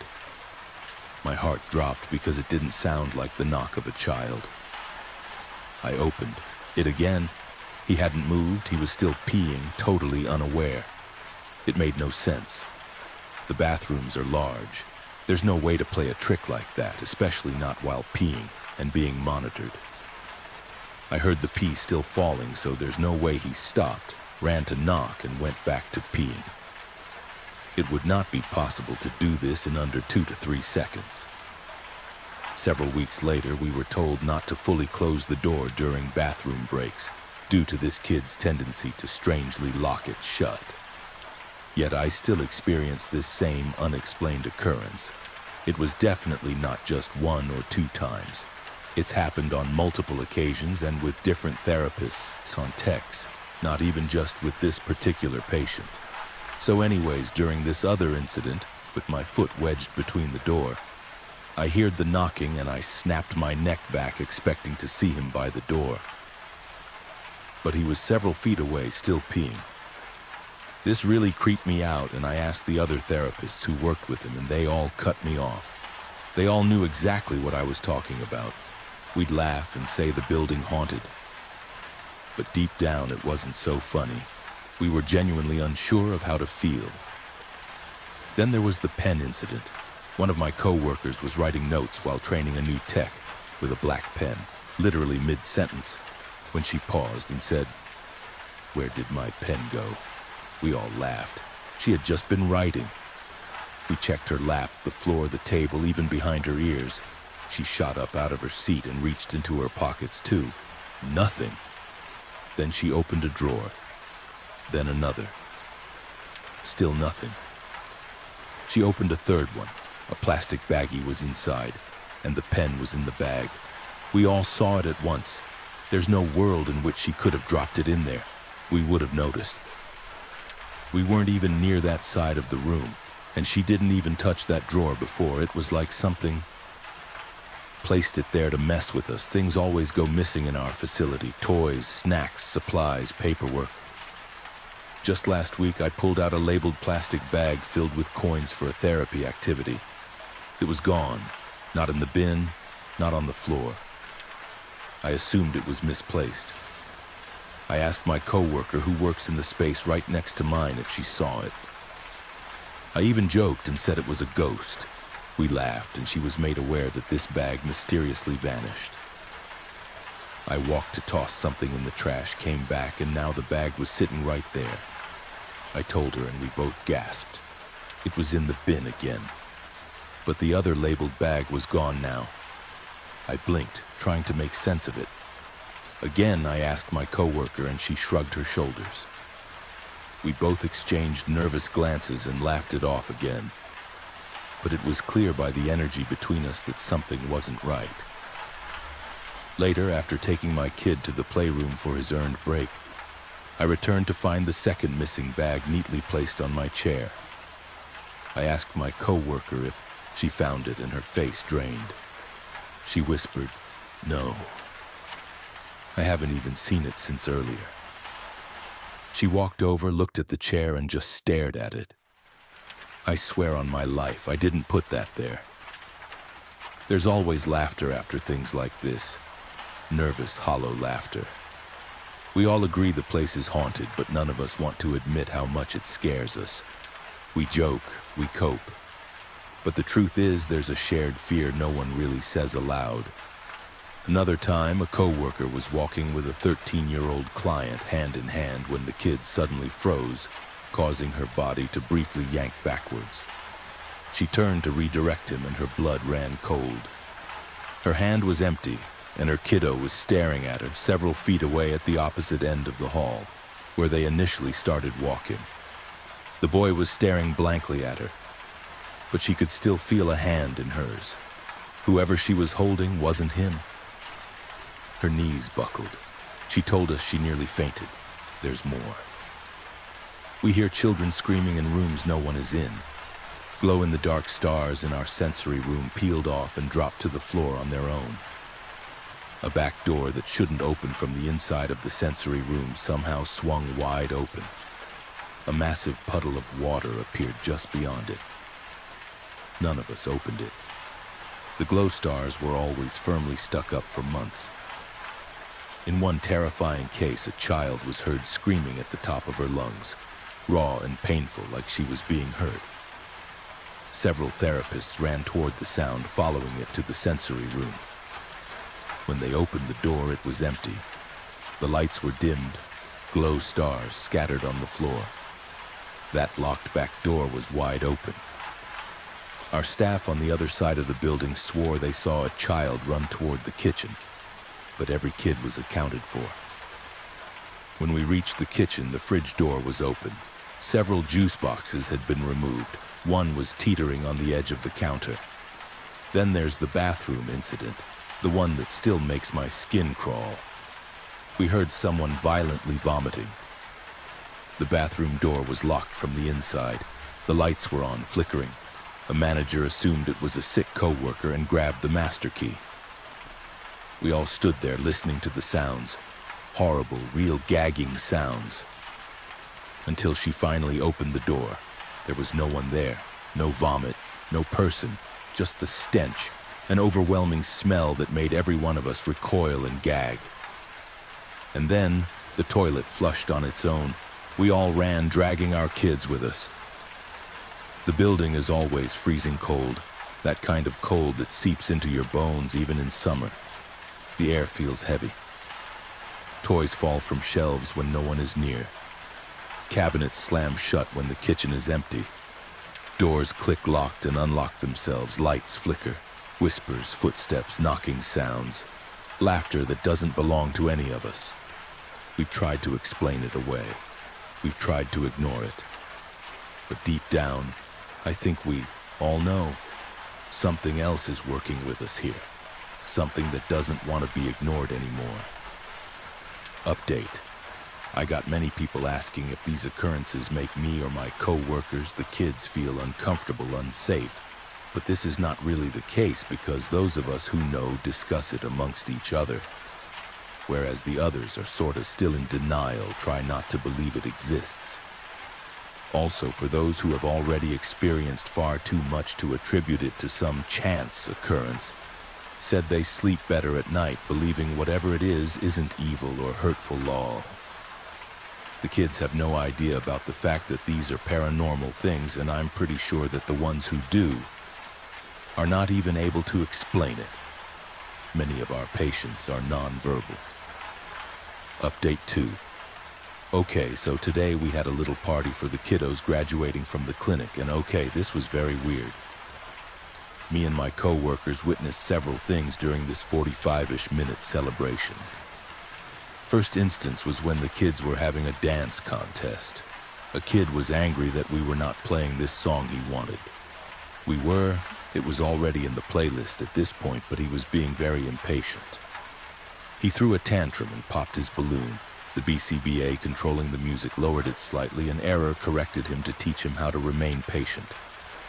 And just then, a balloon across the total opposite side of this large room, floating on the floor, popped. Everyone looked. It was somehow way louder than the music. Then suddenly a little girl sitting on one of the chairs, holding one of these balloons, randomly popped. And then literally a second later, 2 other balloons popped and one had confetti. The one with confetti was taped on the wall so it popped mid-air, and the kids ran underneath them as they gently rained down, literally in the exact spot they were all dancing. All of my co-workers were like, WTF, silently. I told the newbies that this wasn't rare, and my other co-workers started chiming in, supporting the fact that these balloons all popped by themselves, as if some ghost kid was copying the original kiddo who popped his balloon. And then when we served the kids pizza, one therapist said, "I love how you are all sitting so nicely." Literally 1 second later, one of the kids fell off her chair, and it didn't look like an accident. We helped her up. When we served the cake, it happened again, but to 2 different kiddos, and one of these kiddos is graduating next month. The other was graduating today. They're both around 11 to 13-ish. And those are not the types of kids to just fall, especially while they're enjoying their cake. It felt like something was mocking us. Oh, and also a giant pizza box went missing, and we could not find it. Thankfully, there was more than enough for the kids and the workers. Later, when we were all closing up, one of my co-workers screamed, "Who put the damn pepperoni pizza in the fridge?" Nobody did. Nobody. I feel like I can constantly update this. Thread BC crap like this happens on a daily LO. It's honestly a little interesting and fun. I want so badly to know who or what the hell it is, though. I am going to do a lot of research about the building, and I'ma update what I find. Story 3 ends here. Now, listen closely to Story 4. The Devil's Triangle. This happened to me when I was younger. It is a true story. I was maybe officially in my double digits, but still around that age where the only scary stuff you know and believe in is the cliche things. Zombies, vampires, werewolves, the devil, things like that. I had, and still have, best friends who happened to be twins. We lived in New Jersey at the time, and I lived about 15 minutes away from their house. The area I lived in was nothing but houses, but they lived in the middle of nowhere. Woods, and more woods for ages. And naturally, we loved this. I met them in 3rd grade, and we started hanging out around 4th grade. Well, from the start, they told me about all the paranormal stuff that they claimed happened around their house. They were the first people to get me into the spookier side of things. They introduced me to YouTubers whose videos still give me the chills now as an adult. Shout out Mr. Nightmare LMAO. From the start, they told me of a supposed Satanist cult in their area. Now, again, I wasn't a huge believer in ghosts or anything at that age, but it was interesting to hear about it from 2 kids who very clearly were believers. Anyways, there is a field pretty close to their house, and about halfway down that field is a quarry. There is a gravel road, pit road is what we called it, that leads through the woods and down into the field, so workers and trucks can come and go to the quarry. Well, just in the woods, a short, maybe 5-minute walk from pit road was a spot they called the Devil's Triangle. They never explained it, so I had no idea what it looked like, but they told me about it all the time. I always pictured some ritualistic table with skulls and candles and whatnot, being a young kid. Well, we talked about it. We never went there. Until a year or so of hanging out, so sometime around 5th grade, they finally decided to take me there. So we made the short walk to the field, then along the tree line surrounding it, and eventually onto Put Road. We avoided the passing trucks, as people, especially children, weren't allowed back there.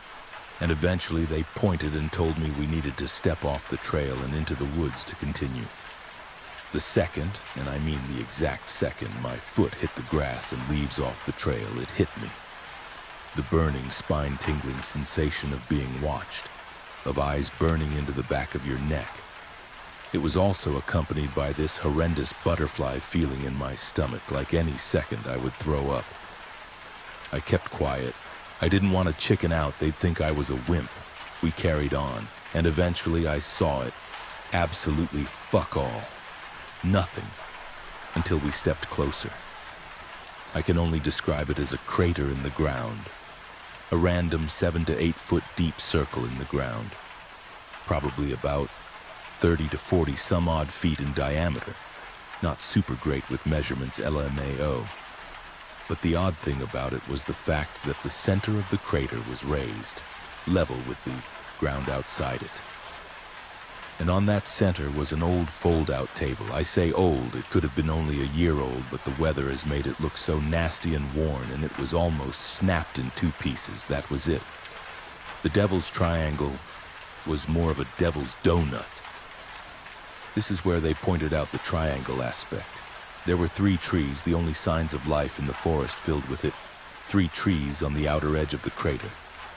They just so happened to form a triangle around the crater. Moving on from the descriptions, we stood on the edge of it, not really wanting to step in considering it was supposedly evil. But the youngest of the twins, C, decided we should, and so we did. When I said chills were constantly going down my back as we walked into the woods, they only intensified 100-fold as we stepped down and into the triangle. And then, I remember nothing. Absolutely nothing. One of the twins, M, stayed close, seeing that I had been getting paler the whole walk to the triangle, but he did explore just like C. We separated. All staying in the triangle, just not side by side or anything. After about 5 minutes, when M looked at me, he said I was looking around, but I was blank-faced. He apparently said, "You looked really bored, P." My response to him? "M, come here." "I'm right here, dude." "No, I mean, come here, now." He said I didn't shout. I wasn't angry. I wasn't anything. But something made him come over to me, and the second he stood beside me, one of those 3 trees fell. A perfectly healthy, intact, living, quite large tree collapsed. Exactly where he was standing not 3 seconds ago. C looked over, asked what happened. M responded and explained the situation. C looked at me and asked, "Why did you call M over?" I knew. They asked me about 59 times what I knew meant before I suggested we leave. So we ran. After 5 minutes of running, they said we stopped to catch our breath, and that's where my memory kicks in. I remember stopping to breathe, but that's it. I don't remember going into the triangle. I don't remember calling M to me. I don't remember the tree. I don't even remember leaving the triangle and running. I remember catching my breath. And then I was fine, trying to play it off, to act like I hadn't just lost crucial moments of our lives. I asked them to repeat what happened to make sure I remembered them correctly, and they did. Word for word, they both swear the same things happened. They still, to this day, don't know that I don't remember it, that I have no idea what made me say those things. I don't know what to make of it. I don't want to say it was a demon because it saved my friend. But it happened, and I can't remember a goddamn thing. That story is one of 2 times I have had some connection with the paranormal. Knowing someone else, something else, was there, with us, or apparently speaking through me. Naturally, I haven't told many people because I think they'd assume I'm batshit crazy, lol, so I, figured I'd share through here. Story 4 ends here, and now we enter the fog of Story 5. They told us to stay inside. We should not have listened. The weekend it all began, I was completely disconnected. I decided to stay home, away from my phone, social media, everything. Just me, the couch, hot coffee, and the sound of soft rain against the window. Red Pine Falls was always like that on weekends. Quiet, a bit forgotten, moving at its usual slow pace. I lived in an old apartment building, the kind that felt stuck in time. My neighbors were easygoing folks. The lady in 104 walked her dog every morning. The kid from B13 was always skateboarding in the parking lot. A couple down the street would fight loudly, but always made up the next day. It was Sunday when I saw the alert. I didn't hear a sound. I just noticed a shift in the living room light, like something had flickered. I looked at the TV, which was off, and it had turned on by itself. The screen displayed a red background with static white letters. Emergency alert. Do not leave your home. Remain disconnected. Avoid windows. Await instructions. I grabbed my cell phone by reflex. It showed the exact same message, same color, same font. No sound, no sirens, no explanation. Just that text. My first reaction was to laugh. It seemed like a system error, maybe a poorly programmed test. The government often runs simulations, right? Especially in small towns like ours. But when I tried to change the channel, the TV froze. The power button didn't work. My phone also froze. The screen flickered, then went back to the alert. I restarted it, but the same warning reappeared, as if it were imprinted on the system itself. I looked out the window, expecting to see some movement, some collective response. But everything was the same. A few lights on in the surrounding buildings, but no one on the street. Not even the sound of the lady calling her dog, or the skateboarder, or the couple arguing. Just a thick silence, as if the world was holding its breath. I went back to the couch, phone still in hand. I tried to open any app, but nothing worked. Everything was frozen. I turned on the old radio on the shelf. As soon as it powered up, the announcer's voice was interrupted, and the same alert phrase began to repeat, like a soft, emotionless mantra. Do not leave your home. Remain disconnected. Avoid windows. I switched it off immediately. From that moment on, everything in me wanted to say it was just a technical glitch, a coincidence. But something was wrong. Very wrong. The next morning, the first thing I noticed was the silence. Not a common silence. It was something heavier, as if sound had been drained from the town. Even the birds weren't singing. I got up slowly, opened the window, and looked outside. The sky was cloudy, but no sign of rain. The streets were clean, the houses exactly as they always were, but no one in sight. No cars, no doors opening, no footsteps on the pavement. It seemed like everyone had simply vanished or decided at the same time to stay home. Even the lady from 104's dog wasn't barking anymore. The strangest thing was that the lights in most houses were still on, even in the morning, as if people were still inside, just motionless. I watched for a few minutes, waiting for some movement. When I noticed a curtain moving in the apartment across the way, I felt a surge of relief. But the relief was short-lived. The curtain moved with exaggerated slowness, as if being pulled by someone who wasn't quite sure what they were doing. And then, through the glass, I saw a face. It was Mr. Larkin from 202. He was just staring blankly at the sky, unblinking, expressionless. The curtain slowly dropped back down, and the window was closed. I went back inside and tried to make a call. I called my sister, then my friend Mark, and then the city's main line. All the numbers rang, but none answered. Until one call connected. My sister's name appeared on the cell phone screen. I answered immediately. Hello? Silence. Then a voice emerged, but it wasn't hers. It was low, soft, strangely calm. Everything's fine now. Stay home. Await instructions. I hung up immediately. I don't know why it scared me so much. It wasn't a threat. It was the tone. Too calm, too controlled, as if someone had been trained to soothe me. But I wasn't calm, and something told me I shouldn't be. Shortly after, I heard footsteps in the hallway. I went to the door and looked through the peephole. It was the teenager from B13, the skateboard kid. But he didn't have his skateboard with him.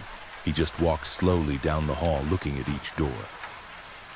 He reached mine, paused for a few seconds, and then whispered something too low for me to understand. Then he continued walking to the end of the hall and disappeared down the stairs. I opened the door slightly and called out to him, but he didn't respond. He didn't even turn his head. That night was even stranger.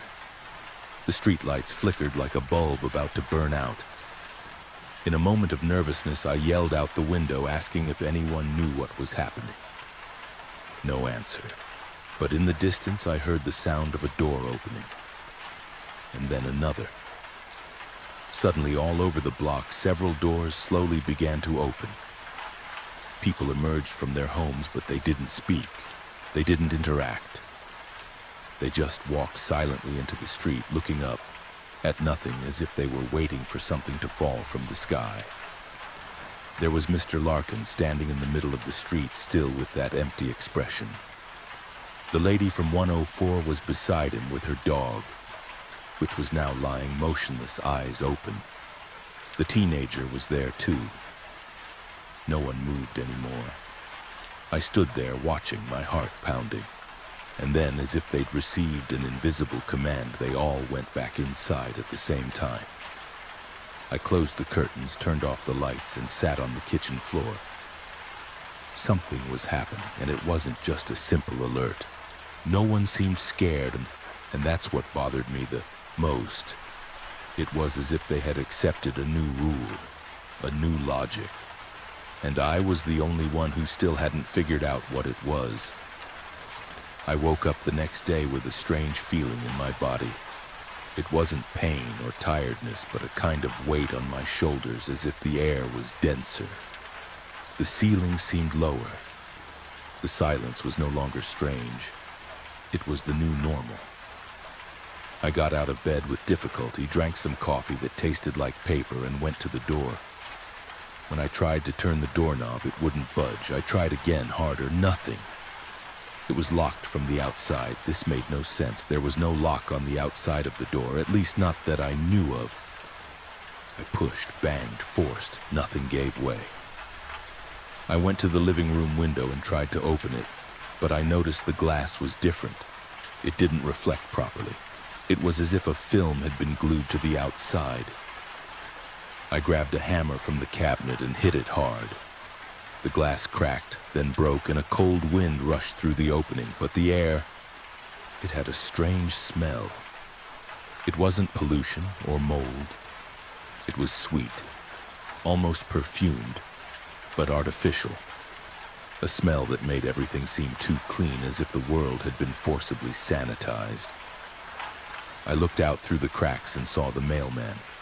He walked slowly with regular steps, carrying nothing in his hands. He passed the mailboxes, but didn't put anything in any of them. He just walked to the end of the street and stopped. He stood there looking at nothing.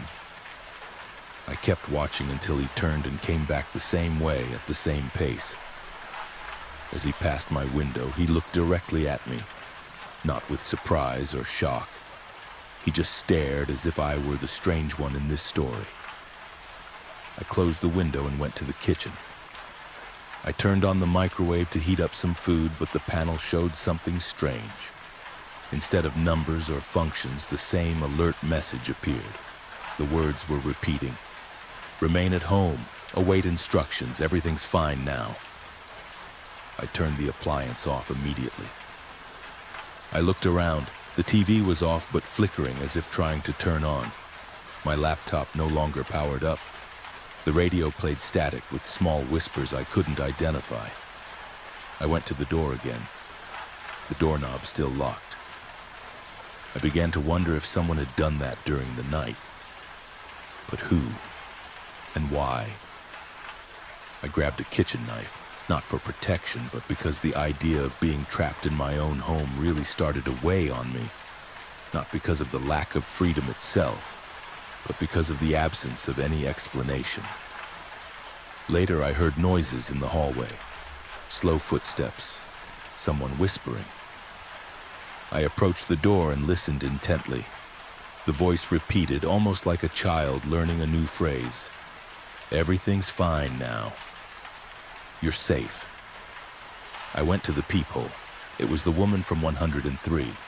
She was going from door to door, pressing her forehead against the wood and saying those words softly. Then she would smile and continue. Her face, seemed too serene, as if she had achieved some forced peace. When she reached my door, she did the same.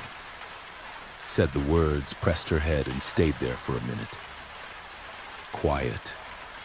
Until she left. I stood motionless for a long time. When I finally managed to get off the floor, I noticed something even more unsettling. All the mirrors in the house, in the bathroom, the living room, and even on the back of the closet door, were fogged up. No windows had condensation, there was no steam. But the mirrors looked like they had been touched. And in the center of each, there was a mark, as if someone had written a single phrase with their finger, "Stay home." It was as if the message was trying to get inside me in every possible way. Through the screen, through the sound, through the smell, now even through reflection. I didn't sleep that night. The world outside seemed mute, and inside me something was starting to stir. It wasn't exactly fear, it was doubt. As if a part of my mind was starting to think that maybe, just maybe, they were right, and that I really should just stay home. I was starting to lose track of time. Hours no longer passed as before. The sky maintained that grayish hue, neither night nor day, as if the world had been put on standby. Food was running out. The refrigerator light flickered, as if even the electricity was afraid to stay on. I no longer received new alerts, but the original message kept flashing on all the devices that still worked, even the ones that were off. It had become a kind of ghost. On the fourth night, I heard knocking on the kitchen window. 3 dry taps, then silence. I couldn't see anyone outside. Through the crack, I could only see the tall weeds of the community garden and the motionless outline of an abandoned car. But there was something about that knocking. It wasn't random, it was human, measured, as if it was being used to get my attention, not to scare me. The next morning, a sheet of paper was pushed under my door. It was a handwritten letter with shaky letters. It said, If you still think for yourself, come down to the basement of Block C. Bring paper. No devices. It was signed only with a name. Clark. I thought of 1,000 ways this could be a trap, but in the end, the idea of staying there trapped and alone was worse. I exited through the laundry room window, which was in the back and still had a simple latch. I walked through the back of the buildings, keeping my head down. The silence followed me, but it was an oppressive silence, full of invisible eyes. I saw some people through the windows, empty faces, all looking inside their own homes, as if they had given up on the world. I reached Block C, where the basement was partially open with a rock propping the door. I went down the stairs cautiously, and there in the dark I found Clark. A thin man, unshaven, wearing an old military coat and holding a flashlight. He didn't look dangerous, but he didn't look calm either. He led me to a corner of the basement where 3 others were sitting on the floor with pads of paper writing. Clark spoke softly, as if even the walls there could hear. "You saw the alert, right?" "Yes." "Then you're already compromised, but maybe there's still time." I asked what he meant by compromised, and that's when he explained everything. The alert we received wasn't a warning message. It wasn't meant to protect us. It was the beginning, the entry, the vector. They designed the alert to seem safe, cold, direct, clean, but it was designed to fix itself in the mind. Repetition, color, tone. It wasn't sent to inform, it was sent to condition. He showed me a portable radio that had been disassembled. The wires were black, as if burned. Every device that receives the signal is corroded, but not physically. The corrosion is mental. First you agree to stay home. Then you agree not to look out the window. Then you agree that you don't need to go out anymore. Until the thought of going out doesn't even exist. A woman in the group, with hollow eyes and trembling fingers, said her husband started repeating phrases a week before the alert. She said he had already received the call, and that after that he just smiled and said everything was better now. Clark showed me hand-drawn images representing signal patterns, spiral waves, truncated texts. These shapes repeat in the visual alerts. They get stuck in the brain like a virus. Most people accept it. Some, like us, resist. But for how long? I remained silent. My stomach churned. The alert, which until then I had treated as a strange warning, was part of the contamination. There were no sirens because the threat wasn't external. It was inside everyone's head, planted there with a phrase and a color. Before leaving, Clark handed me a sheet of paper with notes. There was a hand-drawn map marking the center of town, where an old emergency transmission truck was located. According to him, that's where the signals were coming from. If you can shut that down, maybe there'll be time for the few who still resist.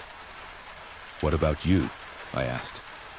I've seen the alert for too long. I returned home by the same route, avoiding the glazed eyes of those peeking through windows.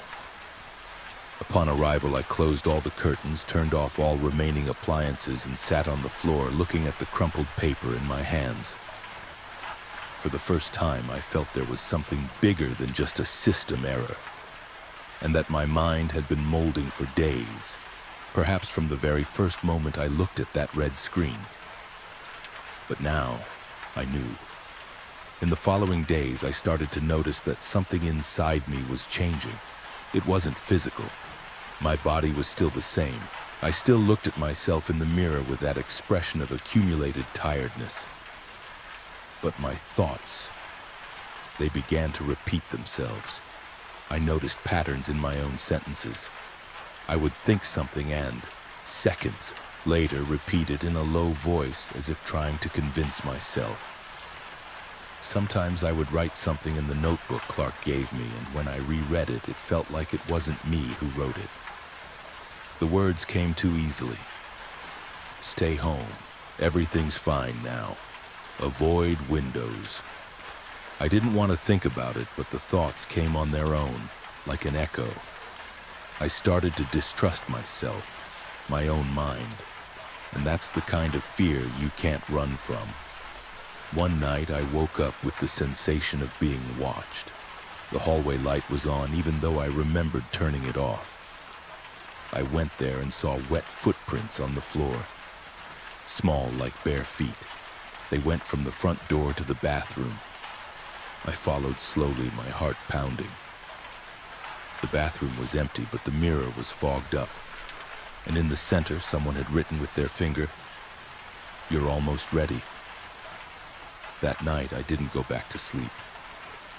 I sat on the bedroom floor with the flashlight on, the kitchen knife beside me and the notebook open. I forced myself to write something different. I tried to remember my sister's name, the town where I was born, my favorite food. But the more I tried, the emptier everything seemed.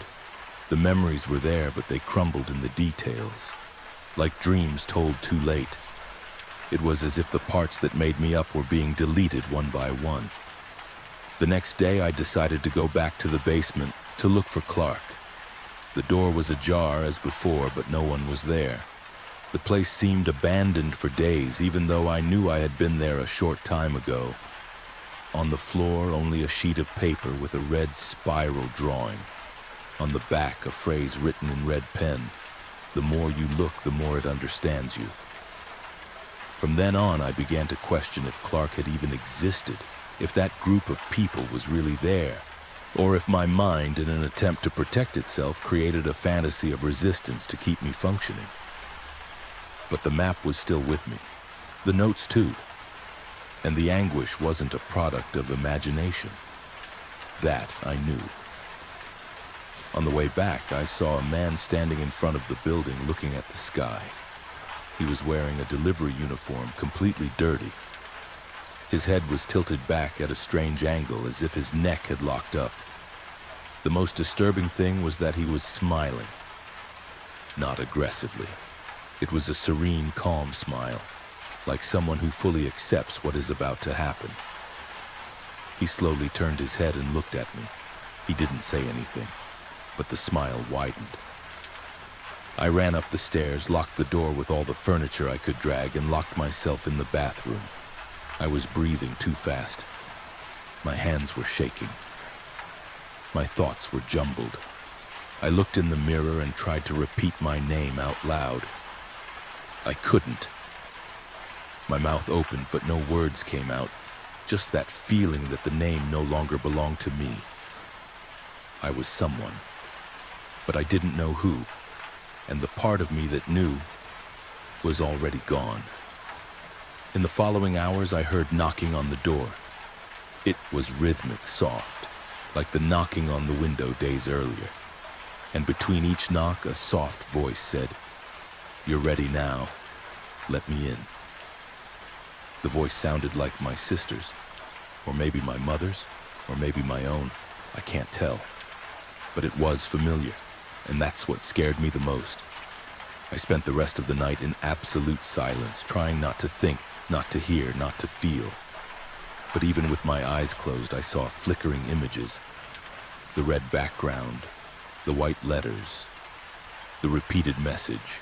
And when I opened my eyes, I realized I had written on the floor with charcoal from the stove. "Everything's better now." I didn't remember doing that. But the handwriting was mine, or at least it was similar enough. When dawn broke, the sky seemed even more wrong. The light had no defined color, as if the sun was trying to rise, but something was blocking the last part of the morning. Time didn't pass correctly. My wristwatch spun the numbers as if it were in test mode. My cell phone battery had finally died. Even the silence seemed denser. I still had the map in my hands. The signal truck was marked with a circle in the center of Red Pine Falls in front of the old radio station building. It was far, and the path was exposed. But if I didn't go, I already knew my fate, to become another smiling body staring at the sky. I grabbed the notebook, a flashlight, a knife, and the remaining water bottle. I left through the back laundry room the same way as before, The streets were empty, but not like an ordinary night. It was a programmed absence, as if someone had emptied the world so I would have no one to talk to. Halfway there, I saw a child standing on the sidewalk, alone. She was looking at the pavement, hands behind her back, humming something without a melody. When I passed her, she stopped singing. She looked at me and said in a low voice, "You're going there, aren't you?" They know. And then she went back to singing. I stood paralyzed for a few seconds. I tried to ask who they were, but she just turned and went into the house next door without rushing. I kept walking, and the closer I got to the center of town, the more I felt like I was walking inside a glass corridor. The store windows displayed mannequins facing outwards, all with their faces covered by red cloths. This wasn't normal. This wasn't part of the decor. It had been placed there afterwards, by someone, or by something that wanted to see me pass by. Finally, I reached the spot indicated on the map. The old radio station was locked, but behind it, in the empty lot, was the truck. A military vehicle, gray, without license plates. The windows were dark and the engine was off. Even so, the chassis vibrated as if some machine inside was still operating. On the side, an LED panel flashed with the same message. "Remain at home. Await instructions." I approached slowly, my eyes fixed on the words. The feeling of being pulled was real. Not physically, but as if my mind wanted to get closer, understand, obey. When I put my hand on the doorknob, I heard a voice behind me. "Don't touch that." I turned and saw a man leaning against a wall holding an iron bar. His face was dirty, his gaze tired. He was one of the locals I used to see at the market, but I couldn't remember his name. He approached. "Can you still think?" I nodded, unsure if it was true. "Then we have a chance." His name was Martin. He had been hiding in the city center's service tunnels trying to track the signal. He told me more people had tried to destroy that truck, but they couldn't even get close. Most gave up halfway. Others simply stopped. With his help, we opened the back of the vehicle. Inside, it was worse than I imagined. There was no one, but there were screens. Many screens. And all of them displayed faces, hundreds of faces of the town's residents repeating synchronized phrases. Some screens showed house rooms, others showed empty streets. It was as if the truck was watching the entire town, recording every word spoken, every window closed. Martin started destroying the wires with the iron bar while I looked for the generator. The machine trembled as if trying to resist. When I finally cut the power cables, the screens flickered and began to shut down one by one. The sound of the voices diminished to just a whisper, and then silence. But it wasn't the end. Martin stopped moving. He stood still in the middle of the truck bed, looking at the last screen still on. It was his face, but he was smiling. He fell to the ground shortly after. No scream, no struggle, he just fell. I rushed to him, but he had no pulse. His face still showed that serene smile. For a second, I thought I was smiling too. I put my hand on my face. It was normal, but the thought lingered. I got out of there as fast as I could, running through increasingly distorted streets. The houses seemed tilted. The trees seemed to be watching me. And the feeling of being followed never left me. When I finally reached the edge of the town, I no longer knew if I had managed to escape the signal, or if I was just carrying it with me. I stayed out of town for a while, hidden in an abandoned shed on the outskirts of Red Pine Falls, eating the little I had saved and drinking rainwater. I thought maybe I had won, that the destroyed truck meant the end of the signal, but every night I heard something, not outside the shed, inside me. Low voices repeating the same thing, not like a thought. It was deeper than that, as if my mind had been re-recorded by a program that was still running in the background. During the third day in that shelter, I noticed a red light flashing in the sky. It was a drone, not a military one, small, commercial. It came from the north, circled my position, and then left. The next day, another appeared. It wasn't a coincidence. They were still monitoring, they were still searching. That's when I understood. The truck wasn't the source. It was just one of the transmitters. Like one tower among many, the central hub was still active, and the hub was what fed the voices. I went back. I knew it was a stupid decision, but I needed to know where it was coming from.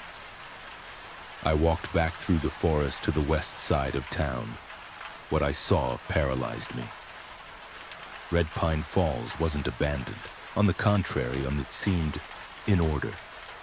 The lights in the houses were all on, the curtains perfectly aligned. Some children were playing on the sidewalk, but the way they moved was too artificial, as if every gesture had been rehearsed, as if every resident was living a perfect simulation of their old life, and everyone was smiling. I found what I was looking for in the old part of town, near the disused train tracks. An emergency operations center had been set up in an old school. Inside, through a broken window, I saw cables, panels, antennas, and a room full of people. They were sitting in chairs, side by side, with headphones and monitors on. Their eyes were open but unblinking. Some mumbled nonsense words. Others just took a deep breath and repeated, "You're safe now." There were no supervisors, no security, just them, functioning like pieces of a living machine. I walked among them. None reacted. And in the center of the room, a single screen displayed an aerial view of Red Pine Falls. And at the bottom of the screen, a phrase silently rotated, "Stable connection, active transmission." I didn't know what to do. Unplug cables, destroy equipment. Part of me just wanted to run, but another part wanted to sit there too. Put on the headphones, be silent, stop feeling, stop being. But I forced myself to leave. On the way back, I saw my own face reflected in a storefront. I was sweaty, pale, but something was wrong. My eyes weren't blinking. And there was a slight smile at the corner of my mouth. The same smile I saw on the mailman, on the delivery guy, on the child. Maybe I had already passed the point of no return. I fled the town that same night, not by road nor by the known trails. I cut through the dense woods, following only instinct and what was left of my free will. I walked for hours until the sound disappeared.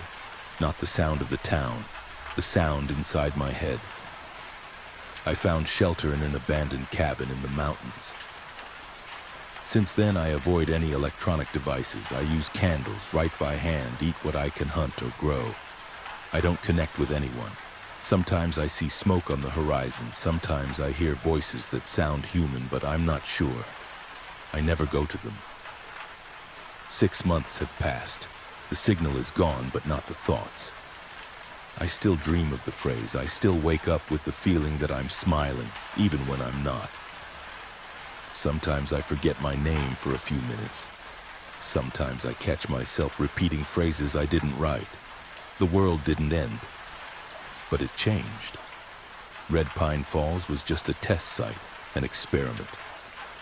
Perhaps other places have already been corrected. Perhaps this is the new way to control people, no, not with force, but with quiet obedience. A screen, a soft voice, an order that sounds like care. If you saw the alert even for a second, it might already be too late.